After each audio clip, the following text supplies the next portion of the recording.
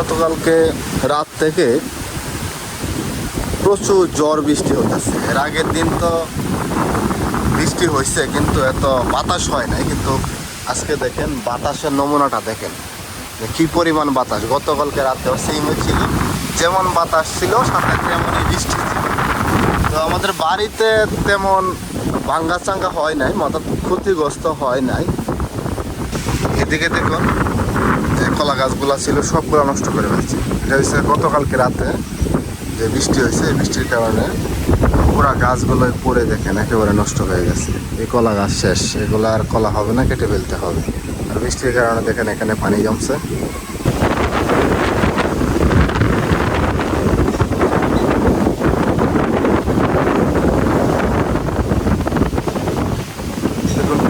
যে বাতাস, এই বাতাসে এখন আমরা তাকাই থাকতে পারতেছি, কারণ অনেক কষ্ট হয়ে যাচ্ছে। তাহলে যারা হচ্ছে উত্তরবঙ্গে আছে, এই যে শক্তি নাম দেওয়া হয়েছে, শক্তিতে কিন্তু ওদের অবস্থা খুবই খারাপ।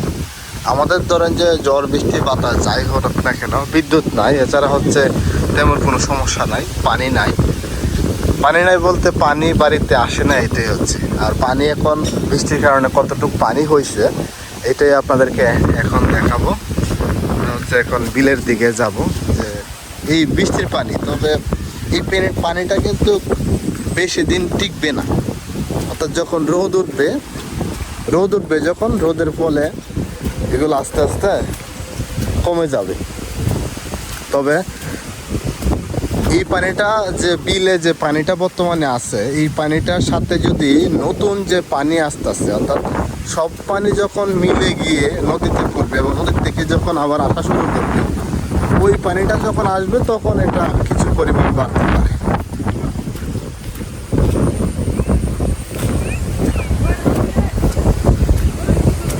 এই হচ্ছে বিষয়। আর এদিকে দেখেন পানি, গতকালকে রাতে আমি 3-4 বার বেরিয়েছি, এত পরিমাণে বৃষ্টি। বাইরে যে বিদ্যুতের বাল্ব দেওয়া হয়েছিল, তো আমার আইপিএস আছে, সারা রাতে বিদ্যুৎ ছিল। আমি চিন্তা করছিলাম যে বৃষ্টির পানিতে যখন ছিটা পড়ে তখন কি বাল্বগুলো ফুটে যায় কি না, কয়েকবার আমি দেখতেছিলাম। আর একটা জিনিস দেখতেছিলাম যে এত বৃষ্টি হইতেছে, যে এত বাতাস, আমাদের এলাকায় এত বাতাস, আর যারা হচ্ছে উত্তরবঙ্গে রয়েছে যেদিকে সতর্ক সংকেত দেওয়া হয়েছে, তাদের কি অবস্থা, তাদের ঘরবাড়ির কি অবস্থা, তারা কিভাবে থাকবে, এখানে খাবে কি, বিদ্যুৎ নাই, তাদের পানি নাই, খাওয়া নাই, মানে সব মিলে হচ্ছে একটা বিপর্যস্তর মধ্যে তারা পড়ে গেছে। তো আসলাম আপনাদেরকে বিলের পানিটাও দেখাবো, সাথে হচ্ছে আমাদের কলা বাগানটা একটু দেখাই, দেখি গতকালকে জ্বরের কারণে কলা টলা পড়ে গেছে কিনা।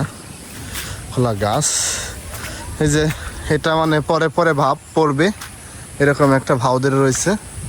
এই যে এটা পড়ে যাবে, তবে এটা পড়ে গেলে অসুবিধা নাই, এটা খাওয়ার উপযুক্ত হয়েছে। আর দু একটা আপনাদেরকে দেখায়, এগুলা ফেলে রয়েছে। এই যে এটারে আবার হচ্ছে বাবা দেখেন একটা খুঁটি মারা দিয়ে গেছে।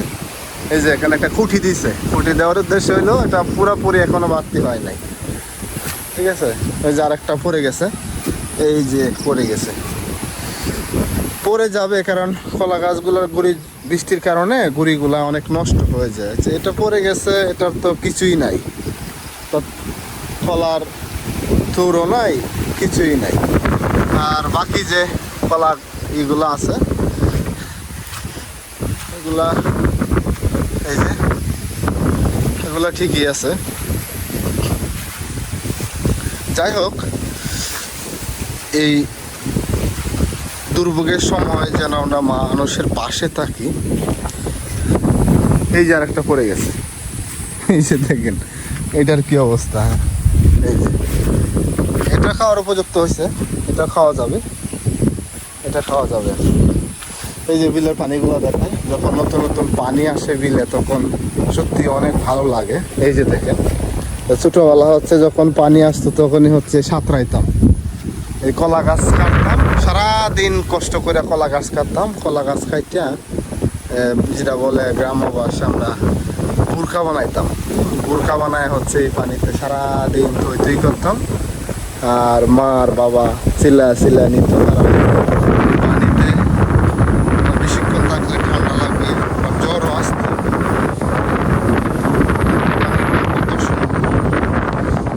পানিটা যখন ওই যে এই পর্যন্ত আসবে, অর্থাৎ এদিকে উপর পর্যন্ত চলে আসবে, তখন কিন্তু আরো ভালো লাগবে, আরো ভালো লাগবে দেখতে। আর 2004-এর যেমন হয়েছে, 2004-এর পানি তেমন ভাবে সর্বোচ্চ এইটুকু পর্যন্ত উঠে আর কি। এর আগে আমাদের বাড়ির সামনে যে মেইন রাস্তাটা রয়েছে, সেই মেইন রাস্তাটার কিন্তু পাশে পানি থাকতো। আর এই যে কলাক্ষেত মনে করেন যে কোমর পর্যন্ত পানি থাকতো। আর 2004-এর বন্যার পর এই কলাক্ষেত ওখানে সবজি করে খাই, ধান করে খাই, কিন্তু কোনোদিন পানি আর দেখি নাই। পানি না হওয়ার অনেকগুলো কারণ আছে, কারণ আমাদের আবহাওয়া চেঞ্জ, আমাদের গাছপালা কেটে বাড়ি করা হইতেছে। আবার অনেক অনেক জায়গায় দেখবেন পরিবেশগত কারণের কারণে সৃষ্টি হইতেছে, জলবায়ুর পরিবর্তন হইতেছে। শুধু আমাদের বাংলাদেশের বিষয়টা এরকম না, দেশের বাইরেও যখন গেছে সেই জায়গায় হচ্ছে তেমন শীত নাই,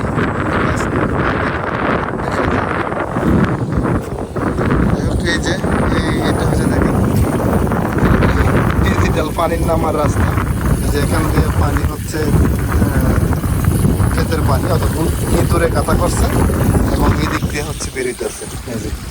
আর এখানে কিছু মাছ রয়েছে, মাছগুলা দেখা যাচ্ছে, অর্থাৎ পানির স্রোতের কারণে মাছ। আর এই সময়টাতে এখন মাছ ধরবে মানুষ।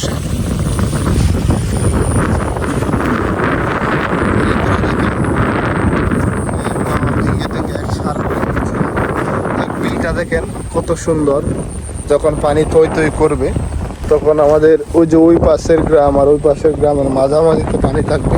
দুই পাশের গ্রামের মানুষই হচ্ছে আমরা পানিটাকে উপভোগ করতে পারবো। এদিকে অনেক প্রচুর পানা। তবে এখন যে বিলের মধ্যে পানিটা হচ্ছে, এখন হচ্ছে যে টাকি মাছ, কই মাছ বলে, তারা হচ্ছে এখানে খুব ভালো জন্মাতে পারবে। এবং কিছুদিন পর, 1 সপ্তাহ বা 10 দিন পরের থেকে দেখবেন যারা হচ্ছে মাছ মারে, তারা হচ্ছে এখানে বসি নিয়ে হচ্ছে বসবে মাছ মারার জন্য, জায়গায় বসবে মাছ মারার জন্য। আমরাও ছোটোবেলায় মাছ মারতাম। আর দেখেন বৃষ্টি নাই, ঝড় নাই, বৃষ্টি নাই, এই যে বাচ্চারা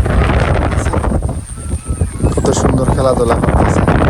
শৈশবকালটা আসলে অনেক সুন্দর, তাদের কোনো টেনশন নাই, ভয় নাই, পড়ালেখার চাপ নাই, তারা খুব আনন্দে থাকে। এই সময়টা সবার জীবনে ছিল। এখানে অনেক কচু আছে, এই কচুগুলো শাক করে খাওয়া যাবে।